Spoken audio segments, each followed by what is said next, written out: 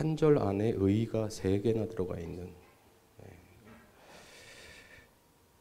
하나님의 아들 예수 그리스도의 복음의 시작이다. 이거는 이제 모모의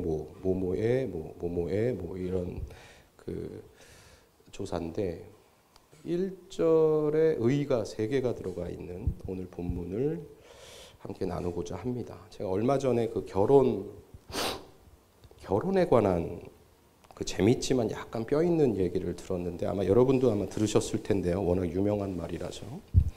그 사람들이 결혼을 할 때 그 판단력이 없어서 결혼을 하고 그 인내력이 없어서 이혼을 하고 기억력이 없어서 재혼을 한다고 하죠. 그 얘기를 듣는데 이게 뭐 웃자고 하는 얘기인 듯 하지만 약간 좀 이게 결혼 이야기에서만 이렇게 인용이 되는 단어가 아닌 것 같은 거예요, 저에게는. 물론 그 얘기를 딱 들었을 때 제가 아직 뭐 판단력은 없어서 결혼을 했지만 그 아직까지는 인내력이 좀 있나 보다. 제가 아직 이혼은 제가 안 했기 때문에. 그랬더니 옆에서 네가 있겠냐? 이런 얘기를 하더라고요. 네가 있겠냐? 네 와이프가 있는 거지. 그래서 이제 공감이 되더라고요. 어쨌든 뭐 그런 이야기를 나누면서 가만 생각해 보니까 제가 신앙생활을 하면서도 그 판단력과 인내력 또 이 기억력이 점점 없어지면서 내가 지금 신앙생활을 어떻게 하고 있나 이런 생각이 좀 들더라고요. 그래서 진리이신 예수 그리스도, 오늘 뭐 이현종 목사님께서도 말씀하셨지만 나를 찾아와 주신 그 첫사랑을 잊은 채 그 진리의 예수님은 온데간데 없고 김정수가 만들어 놓은 어떤 예수상, 그냥 제가 상상해 놓은 그 예수상을 이렇게 만들어 놓고 마치 도깨비 방망이처럼 또는 이 미신처럼 그 비는 신앙에 내가 젖어 있는 모습은 없는가? 스스로 이제 잘 믿는다고 착각하는 거죠. 판단력, 인내력, 기억력이 점점 이게 없어지면서 제가 지금 믿는 예수는 내가 믿는다는 거는 도대체 뭘 믿고 있는가 이런 생각이 저도 이제 좀 들더라고요. 그래서 오늘은 좀 그런 관점에서 나를 좀 돌아보는 그런 좀 시간을 좀 가져보려고 합니다. 오늘 본문은 이렇게 시작하죠. 여러분들께서도 방금 전에 읽으셨지만 하나님의 아들 예수 그리스도의 복음의 시작이다. 제가 뭐 서두에도 말씀드렸지만 의가 3개가 이제 들어가 있는. 그러니까 저거를 이제 거꾸로 보면은 복음을 말하고 싶었던 것 같아요. 복음의 시작이다. 그러니까 시작인데 뭐의 시작이야? 복음의 시작이야. 근데 그 복음은 뭐다? 예수 그리스도의 복음. 그러니까 예수 그리스도에 관한 복음이다. 근데 그 예수 그리스도가 누구다? 하나님의 아들이시다. 이게 이제 마가가 자신의 그 복음에 관한 책에서 첫 문장을 쓴 구절입니다. 그러니까 여러분들도 다 아시다시피 복음서에서 제일 먼저 쓰여진 게 이제 마가복음이잖아요.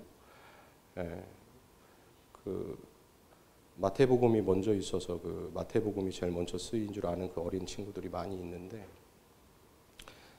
뭐 많은 성서 학자들이 마가복음이 제일 먼저 쓰여졌을 것이다. AD 한 70년경, 뭐 빠른 학자들은 한 65년경까지도 보는데, 그러니까 마가복음이 제일 먼저 쓰여졌는데 복음서에서 제일 먼저 쓰여졌다는 거죠. 그렇다면 마가는 왜 복음서를 써야만 했을까 이런 생각이 좀 드는 거예요. 왜 그랬을까? 첫 문장을 어떻게 시작하냐는 것은 여러분들도 이제 뭐 글을 많이 써보신 분들이 다 글을 많이 써보신 분들일 테니까 어떤 편지도 그렇고 글을 쓸 때 이 첫 문장을 어떻게 시작하느냐에 따라서 그 글의 어떤 전체적인 맥락이 이렇게 결정이 되잖아요. 그 흐름이 첫 물꼬가 그렇게 터지는데 어쨌든 마가는 이렇게 시작을 했는데 왜 이렇게 했을까? 뭐 우리가 이것을 통해서 유추해 볼 수 있는 것은 복음서가 없었던 시절에는 여러분들도 아시겠지만 서신서밖에 없었던 시절이죠. 뭐 성서학자들이 이제 갈라디아서가 제일 먼저 쓰여졌을 것이다. 뭐 이런 이야기도 하는데 어쨌든 바울이 교회를 치리하면서 교회에 대한 그 서신을 보냈던 그 서신서만 있었던 시절에 왜 마가는 굳이 복음에 관한 책을 쓰려고 했을까? 예. 저는 개인적으로 마가를 너무 좋아하는 사람 중에 하나죠. 그래서 그 신학교 다닐 때 저보고 좀 약간 미친놈이라 그러셨어요. 저는 이제 마가복음만 성경이다 뭐 이러면서 물론 농담이었지만 저는 마가가 너무 좋은 거예요. 여러분들도 마가복음을 혹시 좋아하시는 분 계시나요? 마가를? 저는 마가가 왜 좋냐 하면은 사람이 진짜 심플해요. 너무 저는 마가복음을 1장부터 16장까지 읽으면서 이 사람은 정말 군더더기가 하나도 없는 사람이다. 그냥 정말 딱 복음만을 이야기를 하는 뭐 특징적으로 보면은 이제 하나님의 아들 예수 그리스도의 복음의 시작이다 이렇게 얘기했으면 그 다음에는 뭐 마태처럼 뭐 누가 뭘 낳고 막 이런 것도 없어요. 그냥 바로 세례 요한 그리고 바로 이 세례 요한 잡혀가고 바로 예수 등장하고 막 이렇게 그냥 간단하고 하여튼간 누가복음 마태복음에 없는 내용들이 많아요. 무슨 뭐 그런 그 40일 사탄한테 지난주에 그 전 목사님께서 설교하셨던 그 본문 지난주인가요? 맞죠? 그 광야 하면서 그 시험 받은 장면도 마가에는 딱 그냥 간단하게 한 줄로 이렇게 너무 심플한 사람이더라고요. 네. 그 흔한 예수가 탄생한 그 동정녀 마리아의 이야기도 없습니다. 마리아가 뭐 동정녀 뭐 예수의 아빠 이름이 뭐죠? 요셉인가요? 네, 갑자기 요셉 맞나요? 갑자기 생각이 안 나네. 요셉과 마리아. 예. 없어요. 예. 어떻게 태어났다는 말도 없어요, 마가는. 14절인가 아마 그냥 툭 나오죠. 요한이 잡힌 후에 예수가 그냥 바로 갈릴리로 등장하십니다. 저는 이 마가가 너무 좋더라고요. 근데 이제 좋은 건 좋은데 갑자기 그런 생각이 드는 거예요. 이제 왜 쓰려고 했을까? 왜 쓰려고 했을까? 보통 우리가 이 글을 쓰려고 했을 때는 뭔가를 주장하고 싶고 이것을 알려야 되고 이것을 빨리 뭐 말도 하지만 길이길이 후대까지 남기려고 글을 쓰지 않습니까? 그걸로 유추해 볼 수 있는 것은 아마 마가가 있었던 그 시절에 교회가 생겼고 어쨌든 뭐 여러분도 알다시피 마가가 뭐 바울하고 이제 같이 선교 여행도 다니다가 바울하고 이제 헤어지고 뭐 여러 가지의 상황을 겪을 때 그 교회가 많이 퍼져 나가면서 뭔가 본질적인 부분이 비본질적인 게 더 우선시 되는 것으로 변질되진 않았을까 이런 생각을 좀 해볼 수 있어요. 지금의 어떠한 우리 교회의 모습도 마찬가지라고 저는 생각하는데 점점 교회가 본질보다는 비본질적인 것에 어떤 대형화되는 것, 교회 성장에 관한 것에 뭐 집중하다 보니까 어떤 교회가 해야 할 본질적인 부분을 잃어가는 점점 힘은 없어지고 비대해져만 가는 그런 모습과 흡사하진 않았을까 하는 생각이 조금 들더라고요. 그래서 마가는 마음에 불붙는 심정으로 이 복음을 제대로 알리지 않으면 안 되겠다. 제가 마가랑 대화한 건 아닙니다. 그냥 저 혼자 이제 그러지 않았을까 이런 생각을 해보는 거죠. 제 설교는 항상 그러지 않았을까가 많아요. 그랬을겠지? 뭐 이런 것들. 예. 왜냐하면 제가 모르겠습니다. 저는 이제 제가 설교학 시간 때 그런 얘기를 되게 많이 지적당했는데 하나님의 말씀을 대언하는 사람이 말을 그렇게 하면 안 된다는 거예요. 저는 아무리 읽어도 그랬을까밖에는 안 되겠는데요. 너무 확신이 없는 거예요. 하나님이 나에게 말씀을 주셨다. 막 그런 사람들 있잖아요. 막 이렇게 뭐 저는 진짜 너무 부러운 게 제가 아는 그 엄기정 선교사님이라는 분이 계신데 그분은 어떻게 선교사가 됐냐면 어느 날 하늘에서 이렇게 손목 하나가 나타나 갖고 이렇게 글을 써주셨대요. 이렇게 저는 그런 거를 한 번도 본 적이 없거든요. 제가 본 거는 이제 제가 예전에 귀신 한번 들렸었거든요. 그래갖고 막 이상한 짓 할 뭐 이런 거밖에 없는데 그런 영적인 그런 체험을 제가 좀 너무 부러운 거예요. 지금도 이 설교를 하는데도 그러지 않았을까? 좀 자신 있게 마가는 그랬던 겁니다. 라고 하기가 사실 좀 그런데 좀 공감이 되시나요? 제 설교가? 저는 좀 그런 쪽에 좀 가까운 것 같아요. 제가 뭐 하나님도 아니고 예수님도 아니고 뭐 죄인 중에 괴수 중에 제가 바울보다 더 뒤에 있는 사람인데 어쨌든 좀 그러지 않았을까 싶어요. 지금의 교회의 모습처럼 좀 뭔가 비본질적인 것들이 더 이렇게 팽배해져가는 그런 모습들, 교인들이 늘어나면서 사람들이 모이면서 서신서를 보면 이렇게 다툼이 많고 계속해서 뭐 바울이라는 사도도 계속해서 그 일들을 지적해 나가는데 조금 더 이제 마가의 눈에는 이 본질적인 것을 더 말해야 되겠다. 복음이 무엇인가에 대해서 다시 한번 말해야 되겠다. 그런 상황에 놓이진 않았을까 하는 생각을 우리가 유추해 볼 수 있습니다. 마가에 의하면 복음은 다른 어떤 인간적인 듣기 좋은 소리가 아니라 바로 오늘 1절에처럼 예수에 대한 것이고 그는 그리스도시고 그는 하나님의 아들이다. 이게 마가가 이야기하는 복음이라는 거죠. 그리고 마가복음 전체를 통해서는 그 하나님의 아들이신 예수 그리스도께서 이 땅에 오셔서 우리를 위해 죽으셨고 부활하셨다. 이게 마가가 말하는 복음의 전부입니다. 그 이유를 뒷받침할 만한 것이 마가복음, 그러니까 하나님의 아들이라는 저 문장을 보면 우리가 떠올리지 않을 수 없는 그 이야기가 마가복음 이제 15장에 등장을 하는데 그 마가복음 15장 좀 같이 그 뒷부분을 한번 좀 보겠습니다.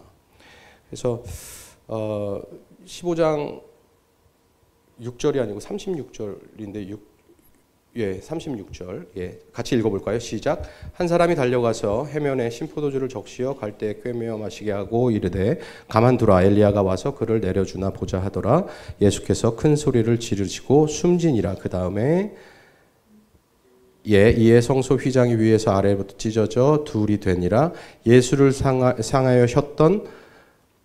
향하여 섰던 백부장이 그렇게 순지심을 보고 이르되 이 사람은 진실로 하나님의 아들이었도다 하더라. 여기 좀 화면 좀 멈춰주세요. 뭔가 마가는 말하고 싶었던 것 같아요. 소위 예수를 잘 믿는다고 하는 사람들에게, 소위 교회 안에 있는 사람들에게, 내가 예수를 따른다고 하는 자들에게, 내가 예수로 산다는 사람들에게 이야기를 하고 싶었던 것 같아요. 어떤 이야기냐 하면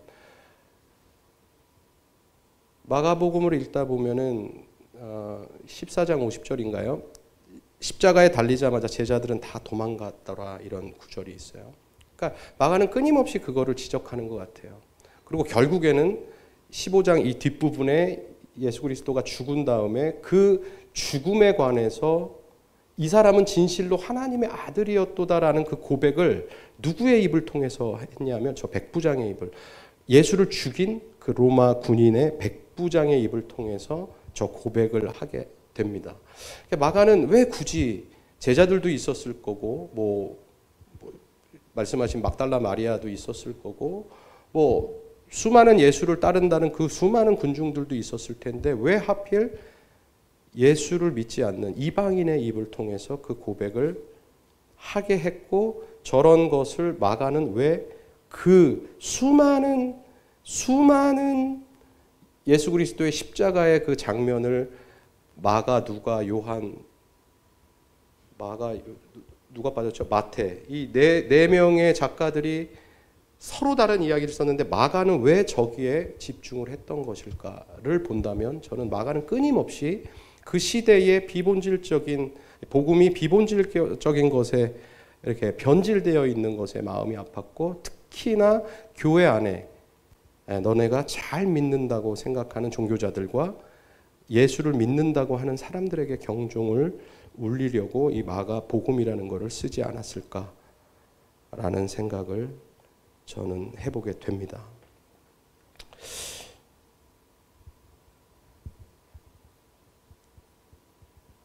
마가는 계속해서 우리에게 지금도 질문하는 것 같아요. 당신들이 믿는 복음이 참 믿음이고 참 복음입니까? 여러분에게 복음은 어떤 것이 복음입니까? 복음이라는 것이 뭐 기쁜 소식이라는 뜻이라면 여러분에게는 어떤 것이 기쁜 소식입니까? 라는 것을 끊임없이 계속해서 우리에게 묻는 것 같아요. 더 이상 어떤 예수 그리스도가 우리에게 기쁜 소식, 예수 그리스도를 들으면 여러분들 기쁘십니까? 막 마음이? 그랬던 적이 있지 않나요, 우리? 그냥 예수라는 이름만 들어도 눈물이 나고, 뭐 예수라는 이름을 듣지 않아도 이렇게 길 가다가 햇빛이 이렇게 약간 쨍하고 이렇게 지금 조명처럼 저를 저는 이제 그런 제가 선인재단 그 앞에 방문 로타리에서 이렇게 선인재단을 이렇게 앞을 걸어가는데 햇빛이 짱했는데 나뭇잎 사이로 이렇게 뭐가 햇빛이 저를 통해서 이렇게 탁 비쳤는데 이게 이제 하나님의 은혜. 제가 제 평생에 가장 뜨거웠을 때 제가 주저앉아갖고 엉엉 울었어요. 그 선인재단 바로 그 호랑이 앞에서. 호랑인가요? 사자인가요? 그게 사자죠, 사자. 그 앞에서 그 건너편에 앉아서 진짜 미친 사람처럼 엉엉 울었거든요. 그랬었는데 지금은 뭐 저희 교회가 십자가는 없지만 뭐 십자가를 봐도 밋밋하고 제가 어디였죠? 언제 한번 그 숙소 좀 높은 데서 이제 좀 잘 일이 있어갖고 숙소 높은 데서 잤는데 딱 봤는데 빨간 십자가들이 너무 많은 거예요. 이렇게 제가 그걸 보면서 뭐라고 했는 줄 알아요? 이 세상에 교회가 너무 많아, 너무 많아. 제가 그 십자가를 보면 뭔가 은혜가 되고 그 십자가를 보면 정말 예수 그리스도가 나를 위해 죽으셨고 부활하신 저 십자가가 오늘은 나에게 어떤 의미였는가 이런 생각을 한 게 아니라 하나 둘 셋 넷 다 열일곱 여덟 아홉 너무 많아, 너무 많아. 이러니 이게 되겠냐고 이런 얘기를 제가 하고 있더라니까요. 옆에 애하고. 더 이상 뭐 예수 그리스도가 하나님의 아들이라는 건 뭐 알겠는데 나랑 지금 무슨 상관인데 그게 이미 뭐 너무 강팍해져서 하나님의 아들이라는 말을 들어도 저게 무슨 의미지? 뭐 예수님이 하나님의 아들 맞지? 별로 이제 감흥이 없어진 거죠, 제 마음이. 죽었어, 부활하셨어. 안다니까? 이렇게 되는 다 아는 거죠, 다 아는 거.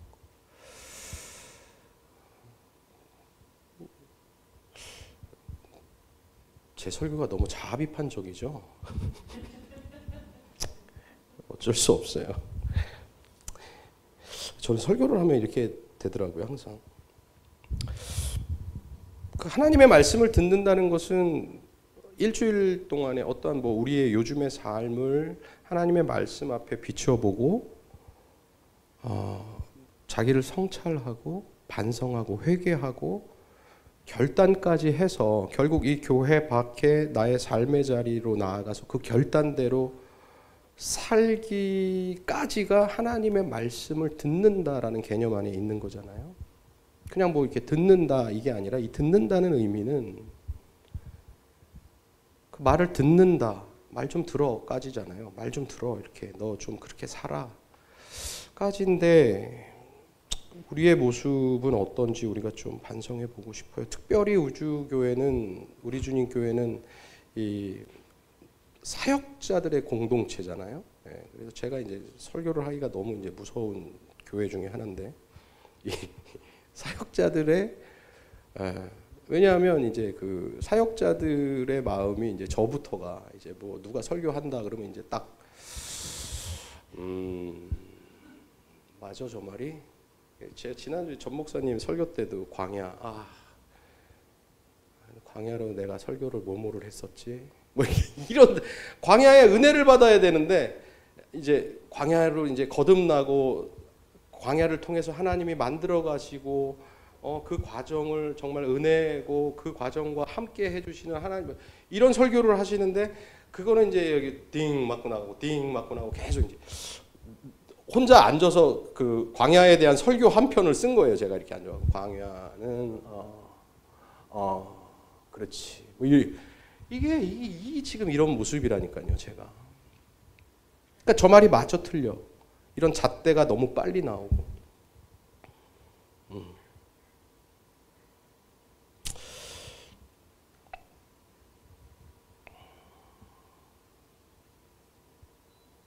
좀 그렇게 살지 못 어떤 하나님의 말씀을 들으면 좀 반성하고 성찰이 되고 이러면서 조금 그렇게 살지 못하는 나로 인해서 너무 아프고 답답하고 막 이렇게 눈물도 나고 이래야 되는데 뭐 전혀 뭐 지금 그러지 않는 저의 모습이 있는 것 같아요.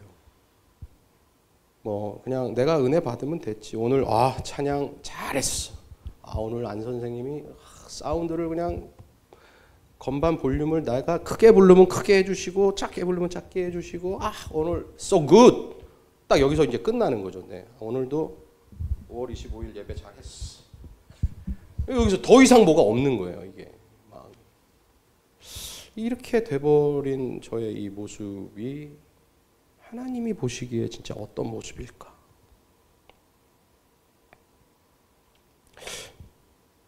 예수를 도구화시키고 있는 내 모습이 너무 많이 보이는 거죠. 예수를 저는 도구화시키고 있지 않아요. 천만에 어떻게 예수님은 우리의 전부시고 목적이시고 저는 그분을 위해서 살고 뭐 이렇게 하지만 결국 내 삶에서 가만 돌아보면 예수를 수단화시키고 도구화시켜서 결국 내가 좀 편안하고 싶고 내가 조금 더 좀 안전하고 싶고 안정적이고 싶고 뭐 이런 거에만 좀 집중되어 있는 제 모습을 보게 될 때 하나님은 오늘 저에게 무슨 이야기를 하실까 이런 생각을 좀 하게 되는 본문이었어요. 제가 이제 20년 안에 교회에 있다가 그 홍대라는 곳에 가면서 이제 사역을 거기서 이제 몇 년 같이 했는데 그때 이제 제가 한 달 만인가요? 조금 이제 힘들었었죠. 그러니까 힘들다는 이유가 이제 뭐 먹고 살지 이게 월급이 제가 그 CCM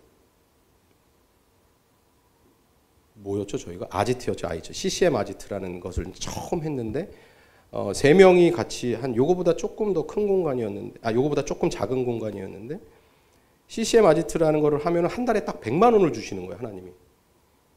근데 그게 한 달 내내 공연이 진행됐거든요. 그래서 저희는 이제 우리는 이윤을 우리는 목사니까 이윤을 남기지 마 그래갖고 이제 5만 원씩 받았어요. 5만 원씩 팀당 5만 원 몇 시간을 하든지. 그러니까 딱 100만 원 들어오는 거예요. 근데 100만 원을 3명이 이제 나누는 거죠. 그게 제 한 달 월급이었어요. 처음엔 너무 재밌었죠. 막 만들고 막 근데 가만 보니까 이게 점점 이제 생활이 힘들어지고 뭐 어려워지니까 제가 어느 날 언제 한번 이 말씀 드렸던 것 같은데 하흥순의 그 마제스티 설교를 하러 제가 갔는데 거기서 앉아서 제가 그런 거예요. 하나님 저 너무 힘들다고. 저 뭘 해야 되냐고. 홍대에서 뭘 해야 되는지 좀 알려달라고. 근데 제가 이제 그렇게 기도하는데 설교하러 올라가기 전에 했던 기도거든요.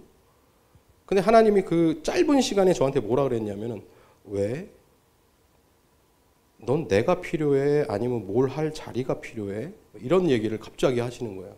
너는 내가 필요하니? 아니면 너가 뭘 벌어먹고 살 그 자리가 필요하니? 너 지금 무슨 기도하는 거야? 제가 그날 흥수한테 미안하지만 설교를 다 망쳐버렸어요. 뭔 얘기를 하고 내려왔는지 하나도 모르겠어요.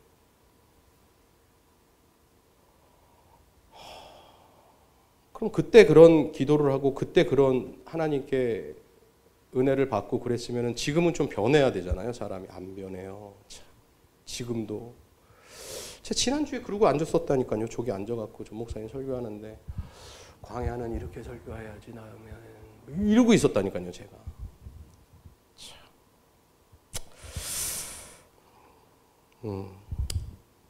여러분 오늘 다시 우리를 초청하시는 그 복음 앞에 좀 서야 할 것 같습니다. 기독교의 가장 큰 장점은 다시가 있다는 것 같아요. 다시. 언제나 다시. 언제나 다시가 있다는. 그게 예수 그리스도의 십자가의 완벽한 사랑인 것 같아요. 언제나 너가 다시 오면, 너가 언제나 다시 나를 바라보면, 아니 너가 나를 바라보지 못해도 내가 너한테 갈 거야. 저는 아까 전에 이현종 목사님 그 여는 설교하는데 제 이 원고 저기다 놨었거든요. 오늘 이 자식이 어떤 설교를 하나 이러고선 읽으신 줄 알았어요. 처음에 진짜. 그래갖고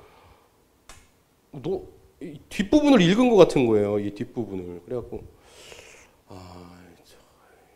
뒷부분을 바꿀까? 네, 제가 이 짧은 시간에 그걸 바꿀 능력이 없어서. 우리가 힘이 없어서 우리는 연약해서 하나님을 볼 수조차 없는 연약함인데 우리 시선 앞으로 그분이 와주시는 거죠. 이게 저는 언제나 다시가 가능한 십자가의 완벽한 사랑이라고 생각을 하거든요. 우리가 다시 우리 스스로가 내 스스로가 왜곡시킨 그 복음에서 귀를 닫고 눈을 돌려서 우리를 지금도 부르시는 그 복음 앞에 다시 서야 할 것입니다.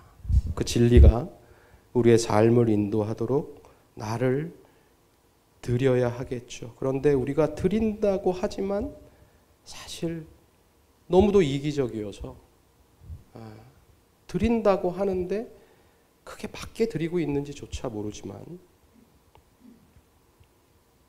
그래도 우리는 그것이 우리가 달려가야 할 표대임에는 분명한 것 같아요. 끊임없이 우리가 연약하고 부족하고 우리가 드리는 게 하나님 앞에 그렇게 도움이 되겠어라고 주저앉아 있는 게 아니라 불완전한 모습이지만 끊임없이 하나님을 찾으려고 하는 거죠. 물론 이 하나님을 찾으려고 하는데 그게 하나님이 아닌데도 하나님을 찾았다고 할 수 있는 그런 연약한 존재들이지만 그런 우리의 발버둥을 하나님께서 만나주신다는 거예요. 우리의 마음의 중심이 어디 있는지를 보시는 거죠. 너가 정말 하나님을 찾으려고 했구나. 너가 정말 나를 찾으려고 했구나. 끊임없이 자기를 상대화시키고 이 이기적인 자기의 찌든 이 나를 하나님 앞에 온전히 그냥 드리는 거죠. 끊임없는 자기를 상대화시키는 반성과 성찰과 함께 계속해서 복음 앞에 서고 복음과 함께 걸어가야 합니다. 우리는 약하지만 그분은 강하시다는 거 우리가 알고 있잖아요. 우리는 믿음이 없지만 언제나 신기하게도 우리를 믿어주시는 그분이 계시다는 것이 기독교의 진리인 것 같아요. 우리는 할 수 없지만 그분은 할 수 있고 그분이 행하실 것입니다. 마가가 그랬듯이 우리도 다시 각자의 삶 속에서 마가가 그랬듯이 우리도 우리만의 복음서, 정말 예수 그리스도 앞에 있는 그 참 복음을 우리 삶에서 써내려가야 될 것 같습니다. 말과 글뿐만이 아니라 몸으로 말입니다. 우리 같이 기도하겠습니다. 사랑의 주님, 부족한 종의 입술을 통해서 오늘도 하나님께서는 말씀하게 하셨습니다. 그냥 듣고 끝내는 것이 아니라 또 오늘의 이 은혜가 그냥 감정적인 것으로 남는 것이 아니라 이 결단이, 그렇게 살아야 되겠다는 그 결단이 삶의 자리까지 이어져서 그 결단을 실천할 수 있는 힘을 저희에게 주시옵소서.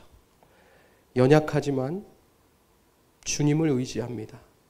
주님의 인도하심을 신뢰합니다. 주님의 강하신 의로운 오른손을 신뢰합니다. 주님이 이끄실 그 은혜를 기대합니다. 그 십자가의 사랑과 은혜를 저희가 의지하며 나아가오니 주님, 우리가 주님 앞에 날마다 설 수 있도록, 서지 못할 때에 찾아오시는 주님을 느낄 수 있도록 은혜로 함께하여 주시옵소서. 자들이며 우리를 사랑하시되 끝까지 사랑하시는 예수 그리스도의 이름으로 기도하옵나이다. 아멘.